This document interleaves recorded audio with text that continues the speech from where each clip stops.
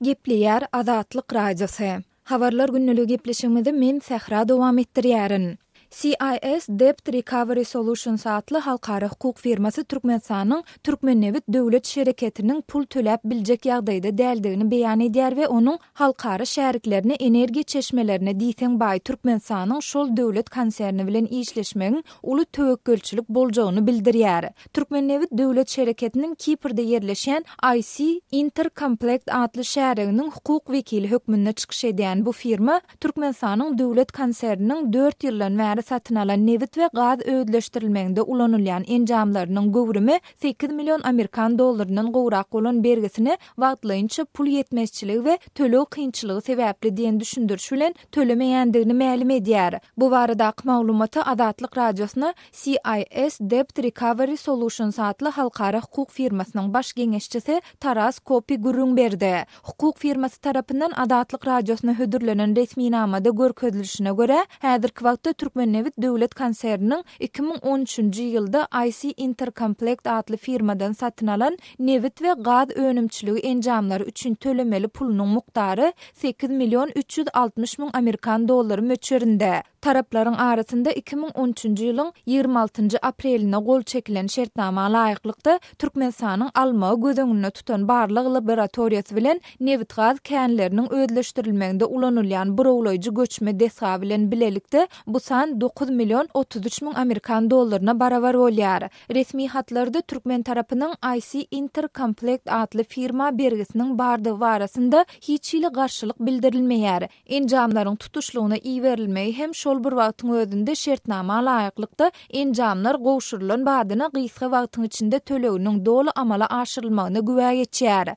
IC Intercomplect adly firmanyň başlygy Clarides bilen Türkmennewit döwlet konserniň başlygy Beýjanowyň gol çeken kepilnamasynda 2015-nji ýylyň 20-nji martyndan başlap 673 000 Amerikan dollary möçberdäki tölegden soň şertnama laýyklykda Türkmennewit döwlet konserniň galan bergisiniň mukdarynyň 8 million 360 000 Amerikan dollardygy tasdiklanýar. Şertnama laýyklykda umumy tölegiň galan 90%-iniň ýagny 8 million 130 000 Amerikan dollaryna barabar bolan böleginiň bolsa, enjamlar tawşyrylandan soňky 30 güniň dowamında tölenmelidigini ýaýar. Taras Kopi 2015-nji we 2016-njy ýyllarda Türkmen tarapynyň öz bergisiniň öwedini dolmak üçin Eýranly tarap bilen görüşmegi maslahat berendigini aýdýar. Şonda Türkmenistan döwletine bergisi bolan bir Eýran firmasynyň agdalýan pul mukdaryny IC Intercomplect adly firmanyň hasabyna gönükdirmeginiň teklip edilendigini bildirýär. Назначили встречу с клиентами и объяснили им, что иранская газовая компания... Olar biziň müşterilerimiz bilen duşuşup ýagdaýy düşündiripdirler. Şonda Eýranly bir gaz firmasynyň Türkmen gaz şirketine bolan bergisini Türkmennewit döwlet konserniniň bergisiniň öwedini tölemegi barasynda ılalyşylygyny aýdypdyrlar. We biziň müşterilerimiz hem şeýle teklibi oňoýly garapdyr. Gepleşikler geçirildi. Ýöne Eýranly tarap tölegini hem üçin hut şeýle görnüşde amala aşyrmalygyna düşünmeýänligi üçin mundan gaça durjagyny ýaňytdy. И вообще не понимают, почему они должны это делать. Hukukçynyň aýtmagyna görä gepleşikleriň netijesinde Eýranly tarap öwediniň bergisini Türkmennewit döwlet konserniniň IC Intercomplect adly firma bolan bergisiniň öwedini geçirmekden ýüze görýändigini resmi hat bilen bildirdi. CIS Debt Recovery Solutions adly halkara hukuk firmasynyň wekiliniň sözlerine görä ahirki gepleşikler hem bir netije bermeýändir. Türkmenistanyň prezidentine ýeberilen ýüzlenme hem jogapsyz galypdyr we firma Türkmennewit döwlet konsernine berginiň hepdede 700 000 Amerikan dollary görnüşinde böleklep geçen ýylyň sentýabr-dekabr aýlarynyň dowamında dolu tölenmegi barada teklip hödürläpdir. CIS Debt Recovery Solutions adly halkara hukuk firmasynyň wekili Taras Kopi, hukuk firmasynyň we onuň müşterisiniň Türkmenistanyň döwlet konserniniň öz bergisini üzüp bilmeýändigi üçin öňe sürýän sebäbini amala aşyrýan halkara işlerinden gazanýan girdejilerini esaslanylan halatynda hakykata laýyk hasaplamaýandygyny bildirýär. Просто их заявление о том, что у них нет денег или тяжелого финансового состояния, оно смешно на самом деле. Olar pul ýokdugyny we gaty kıyın finans ýagdaýyny başdan geçirýändigini aýdýarlar. Bu gaty gülkünç. Ol döwlet konserniniň ummasyz girdeji gazanýandygyny hemmeler gowulýar. Bu ýerde eger ýagdaý şeýle bolsa, onu bergisini üzüp bilmedi ýaly. Ol girdejileriň nirä söwlýänligi barasyndaky soraw ýüze çykýar.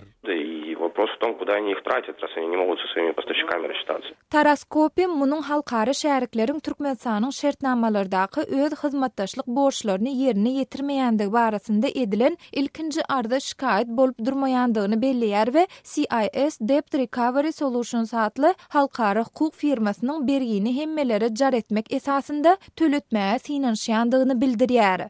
Мы раньше уже работали с Туркменгазом, ситуация практически была идентична. Biz mundan olalım, Türkmengaz şirketi bilen iş salışdyk. Bu ýagdaý edil şuňa meňzeşdi. Şonuň üçin biz çözgüdi, olaryň halkara iş awraýyna ýetjek täsiriniň fonundan gözleýäs. Has geň tarapy bolsa, biz hemişe olary soňunyň nähil boljakdygyny öňünden duýdurýarys. Biz olara hat ýazyp töwerläýär diýäs.